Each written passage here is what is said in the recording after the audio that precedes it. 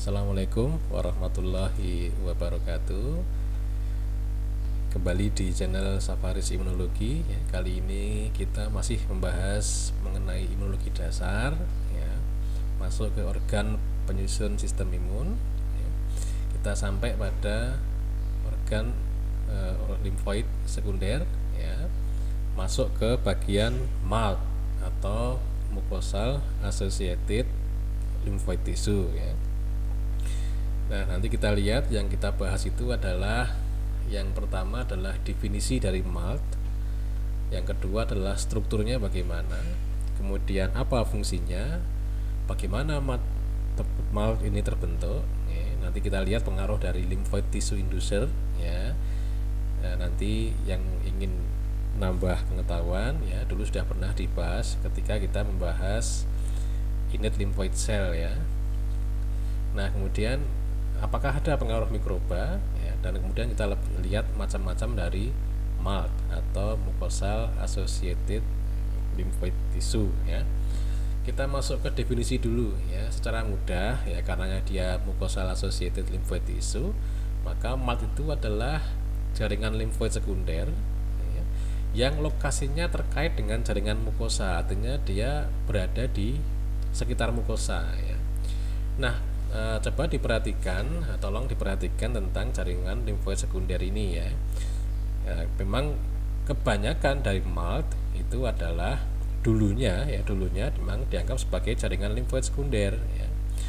Nah, saat ini diketahui tidak semua MALT itu adalah jaringan limfoid sekunder ya. Nanti kita akan bahas di bab organ limfoid tersier ya. Jadi memang kebanyakan MALT ini jaringan limfoid atau organ limfoid sekunder ya. Sebagai contoh itu adalah IBALT atau inducible bronchus associated lymphoid tissue ya. Ini pada BALT atau jenis dari MALT yang ada di orang dewasa ya. Nah, itu organ limfoid tersier ya. Tapi kalau pada anak-anak ya, bukan IBALT tapi memang BALT ya, jadi dia organ limfoid sekunder ya. Nanti kita bahas lagi di bagian yang tadi saya sebutkan ya. Jadi memang sementara definisinya adalah ini ya, limfoid sekunder, karena memang kebanyakan MALT itu adalah jaringan atau organ limfoid sekunder. Nah, bagaimana strukturnya ya? Secara garis besar ya, MALT itu dibagi menjadi dua bagian utama ya, yaitu bagian induktif ya dan bagian efektor. Jadi bagian yang menginduksi atau induksi, dan bagian efektor atau bagian yang memberikan efek ya. Nah, bagian induktif itu berisi jaringan limfoid ya. Nanti kita bahas lagi setelah slide ini ya, isinya apa saja ya. Jaringan limfoid sekunder ya. Di sana tempat terjadinya immunoglobulin class switching ya. Itu disebut di situ IgA ya. Sebenarnya tidak harus IgA ya, karena tergantung dari situasi atau milieu di sekitarnya ya.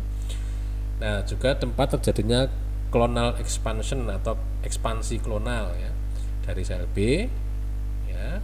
Kemudian pasca aktivasi dari sel T dan sel B ini, maka sel T dan sel B bermigrasi dari bagian induktif menuju ke arah bagian efektor ya.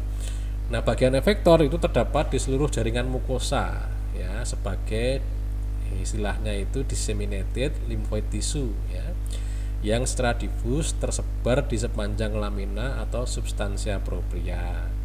Nah, pada bagian efektor ini biasanya dikeluarkan antibodi ya, misalnya sekretori immunoglobulin A ya, yang melewati epitel dan bisa ditemukan di mukosa ya. Jadi tidak heran kalau ada antigen yang masuk di saluran cerna ya, antibodinya itu bisa ditemukan di mukosa saluran nafas atau sebaliknya. Nah, sehingga itu nanti yang mendasari mengapa kok mencegah atau memberikan memvaksin patogen yang ingin bagi saluran nafas kok dimasukkan lewat mulut. Nah, itu ya, ini cara kerjanya di sini ini ya. Nah, sekarang kita bahas yang jaringan limfoidnya tadi ya. Nah, struktur MALT yang induksi tadi ya, itu biasanya adalah folikel limfoid ya.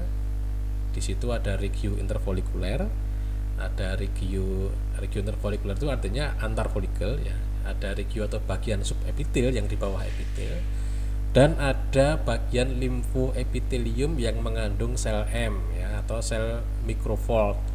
Ya, ini adalah bagian dari epitel ya, sel bagian dari epitel yang mengalami perubahan tertentu sehingga fungsinya berubah ya. Berubah untuk apa? Berubah untuk memasukkan antigen dari luar mukosa masuk ke dalam dari lumen mukosa masuk ke dalam folikel limfoid ini ya. Nah, karena ada sel M ini ya, makanya di MALT itu tidak mengandung pembuluh limfoafren ya, walaupun ini mulai dipertanyakan ya, cuma sampai sekarang masih diyakini bahwa di MALT itu tidak mengandung pembuluh limfoafren ya, walaupun secara pemeriksaan imunohistokimia ditemukan beberapa serabut ya, yang cuma tidak diketahui apakah ini efren saja atau efren dan afren ya. Kemudian komponen dari sel MALT ini yaitu sel B, sel T ya, baik CD4 maupun CD8 ya, sel dendritik, sel makrofag ya, dan kadang-kadang ditemukan juga sel MAS ya, maaf salah tulis, dan sel eosinofil di regio interfolikuler ya. Ya, memang perangkat-perangkat sel ini dibutuhkan untuk pembentukan respon imun ya, respon imun ya. Nah, itu struktur MALT ya. Kita masuk dengan fungsinya. Apa tuh fungsi MALT? Yang pertama adalah membentuk dan mensekresikan IgA ya. Yang kedua adalah membentuk respon imun yang diperantarai oleh sel T helper 2 ya, dan respon imun yang diperantarai oleh sel T helper 1, sehingga nanti juga terkait dengan sel T sitotoksik ya, dan juga tempat terjadinya induksi imunotoleransi. Mana yang diinduksi, mana yang akan berperan itu tergantung dari miliunya ya, miliu eksternalnya atau lingkungan sekitarnya ya. Jadi lingkungan sekitarnya itu cocok untuk apa ya. Kalau lingkungan sekitarnya cocok untuk pembentukan yang pertama ini ya, maka akan terjadi respon yang pertama ini. Demikian juga yang seterusnya ya. Itu fungsi dari MALT. Kemudian bagaimana MALT itu terbentuk ya. Nah, organ limfoid dari MALT itu terbentuk ya karena adanya kerjasama antara sel limfoid tisu inducer ya, bisa dilihat lagi di Innate Lymphoid Cell ya, di video yang dulu-dulu ya, dan adanya sel stroma atau lymphoid tissue organizer ya. Jadi ada yang menginduksi ya, ada yang mengorganisasi ya. Nah, lymphoid tissue inducer ini nanti dia bisa mengeluarkan limfotoksin ya. Nah, limfotoksinnya itu mampu memicu aktivasi NF-kappa B ya, nuklear faktor kappa B pada sel stroma ya, sel stroma ini ya. Sehingga di kenapa sel lymphoid tissue inducer ini limfotoksinnya itu bisa memicu aktivasi sel stroma ya, karena di sel stroma itu mengandung limfotoksin beta reseptor ya. Akibatnya apa? Akibatnya kalau NF-κB-nya terbentuk pada sel stroma, maka sel stroma akan menghasilkan kemokin seperti CXCL8, CXCL13, CXCL19 dan CCL21 ya. Ada interleukin 7 dan RANG atau reseptor aktivator of NF-κB. Ya, ligan ya, RANG ligan ini maksudnya ya. Yang intinya apa? Intinya itu nanti akan menarik sel lymphoid tissue inducer yang lain ya. Di samping itu, di samping menarik sel lymphoid tissue inducer, dia juga menarik fungsinya itu adalah mempertahankan agar sel lymphoid tissue inducer ini tidak mati ya, dia bisa bertahan lama di situ ya. Yang kedua adalah peran dari sel stroma ya. Sel stroma yang itu bisa berdiferensiasi menjadi fibroblastic reticular cell dan follicular dendritic cell ya. yang nanti akan memperantarai terbentuknya jaringan limfoid. Nah, tidak hanya itu, nanti juga dia sel struma ini akan mempengaruhi atau membantu penempatan limfosit dan sel dendritik ke lokasi yang benar, ya, sehingga bisa dihasilkan respon imun di mukosa lewat MALT ini, gitu. Ya, kita lanjutkan. Pengaruh mikroba bagaimana? Ya, sebenarnya kalau kita lihat organ limfoid sekunder itu kebanyakan terbentuk selama embryogenesis dan dalam lingkungan yang steril, ya. Tetapi memang ada juga organ limfoid mukosal yang terbentuk setelah lahir dan dipengaruhi oleh mikroflora normal, ya. Itu misalnya Milky spot misalnya, itu ya, Milky spot itu dibentuk setelah lahir, ya, dan dipengaruhi oleh mikroba.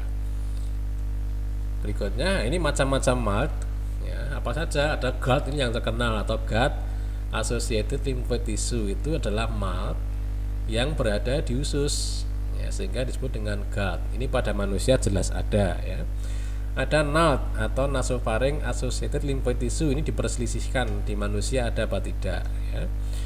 Yang kemudian BALT ini ada di bronkus, ya. Ini juga diperselisihkan, ya, di manusia ada apa tidak. Nah, tapi ada yang membaginya dengan hasil penelitian bahwa yang BALT, yang bagian dari organ limfoid sekunder, itu ditemukan pada anak-anak, sedangkan iBALT atau inducible BALT itu ditemukan di orang dewasa ketika orang dewasa itu mengalami infeksi di saluran pernafasan, ya. Nah, itu bagian dari jaringan atau organ limfoid tersier, ya.